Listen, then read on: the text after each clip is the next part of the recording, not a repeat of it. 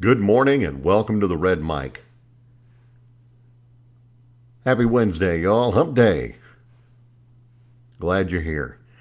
These Red Mic messages are leadership and life lessons I've picked up from 25 years as a public servant, 16 years as a youth football and scouting volunteer, and 10 years as a mediocre athlete with far more heart than actual physical ability. Today's Red Mic message: bad bosses. We've all had them. I've had three that jump to mind immediately that I would not go back to work for on a bet. Um, I learned from all of them though, so there are things you can pick up from them. There's things that you can then use as tools as you move forward in your career. You know, um, there's always going to be those kind of managers that micromanage or that communicate ineffectively. They don't have a good vision of where they want their department or the organization or even your role in it to go. Um, Endless meetings that possibly could have been an email. Um, and it's frustrating. It's exhausting.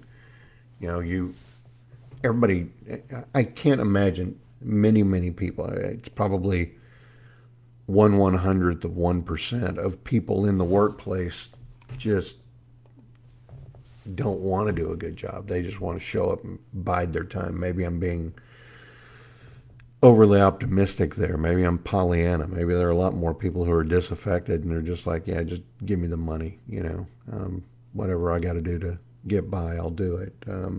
I think most people want to do a good job. They want to come in. They want to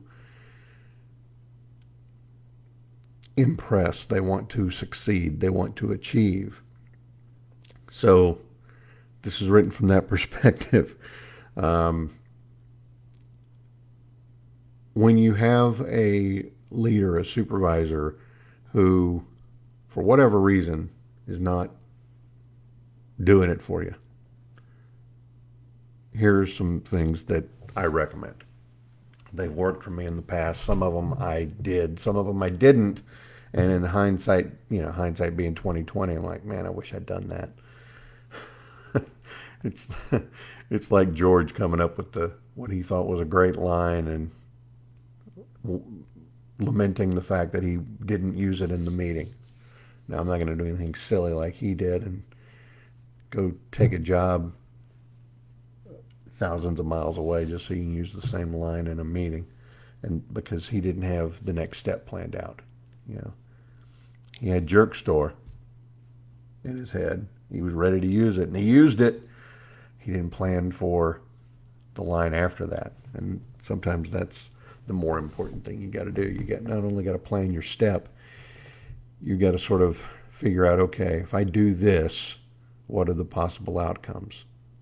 How are they going to react? And then based on what they do or say, here's how I'm going to react. So, bad boss time. You got a bad boss, manage your expectations. You've got to anticipate that, unfortunately, a lot of people are just hardwired and their behavior may not change. So, focus on your own circumstances and how you can adapt and possibly find alternative ways to meet your goals, either your individual goals, department goals, organization goals, whatever they are. Take ownership of your work. Yeah, you might be a bad boss, you might be a micromanager, but I'm self-reliant, I'm proactive. Yes, I'm going to work with other teams, I'm going to do everything I can, but at the end of the day, if there's a downturn in our efficiency, if there's a bad product, I'm going to be able to point to it and say, well, coach, I did my job. I blocked my man, coach. That's all you can do, right? You did your role. You did it to the best of your ability. You took ownership of who you are and what you do. Next, document everything. Bad bosses, for whatever reason, they're a bad boss. Micromanager, they don't have a good vision. Whatever it is, document everything you do. That's to protect you. That's to protect the organization. They may try to make you the fall guy. If you can show them, well, okay, they said this, I did this. Here's the email. Here's how I responded to it. Document everything. To whatever extent you can, learn to navigate their personality.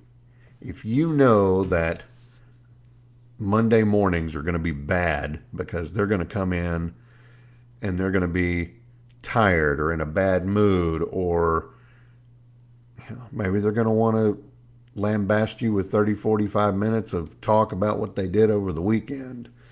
Learn to navigate their personality. Understand their approach, understand their preferences, understand their tendencies. Tailor your interactions with them accordingly. Go along to get along when you can. Don't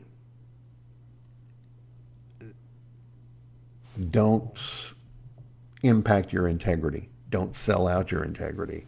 But it's the little small things. Yeah, they spelled a word wrong in an email that's not going to be public. Don't correct them. They use a common phrase or an anecdote wrong. Don't. In fact, I'm going to talk about anecdotes and spelling mistakes and all sorts of things in a later Red Mic. But again, tailor your interactions based on them, what you know, what you think you know about how they're going to react. Set boundaries. Now, I had a job where when I walked in the door, even in the interview, when they had asked me if I had any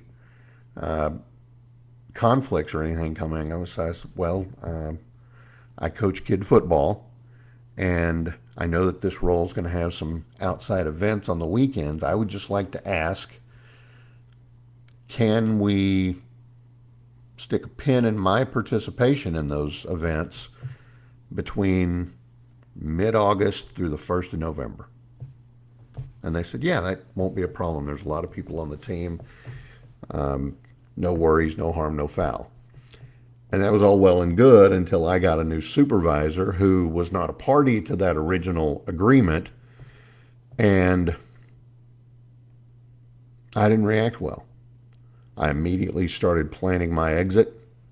I knew there was an event coming up in September, so I had a clock, and I was bound and determined. And I had a few things lined up, and it, was okay. It wasn't as great as it might have been, but I cut my nose off to spite my face. I let their unwillingness to live up to what I thought were the organization's responsibilities to me through that promise they made. I didn't do the following. I didn't politely and firmly resist what I thought were unreasonable demands. I didn't protect my time, my mental well-being. I didn't go over their head. I should have gone to either their boss or their boss's boss and said, okay, look, I understand I've got this new supervisor. However, they want me here on such and such date. Can't do it. I'm going to be at a football game, and y'all knew that when you hired me. August to November, Saturdays are mine. Now, after that, you want to schedule me every Saturday when football schedule's over? You bet. I'll be there with bells on. I'll go and I'll do. And I'd traveled a lot for this organization, so they knew I didn't have a problem traveling. I should have gone and asked for them to honor their commitment. Just should have. Because that moves into the next one. That took my eye off the ball. I didn't stay focused on my career growth. I let my interactions with this manager completely derail where I had in my head that I was going within this organization. So keep working on your skills, keep working on expanding your network, seeking out challenging projects. Pick your battles. I should have picked my battle on that. Prioritize the issues that impact your work, well-being, or your team, and let go of the minor things. Now, this wasn't a minor thing, so anyway. All right. 3 more points. Boom, boom, boom. Find allies and support, whether that's within your organization or even outside of your organization. Find people that you can talk to, sounding boards. Seek advice, support, guidance from other people. To whatever degree you can, try to maintain a positive attitude. Try to focus on the positive aspects of the job and push the bad things to the side wherever you can. And then, unfortunately, last but not least, know when to move on. You got to know when to hold them. You got to know when to fold them, right? If that manager's actions, their activities, their interactions with you are causing significant stress or harming your career growth, start looking. There's other jobs out there. You've got to prioritize your well-being and your career advancement. That's today's Red Mike message. I hope that these various things help you if you've got that kind of boss that just won't listen or they just don't care what you think. I really hope that they help. I hope that you will give me a like, a follow, and a share, whether it's here on Facebook or some other platform. I hope that you will join me again tomorrow. I'll be here again, roughly same bat time, same bat channel. I appreciate you. Thank you so much, and remember, life is short. Drink the bourbon.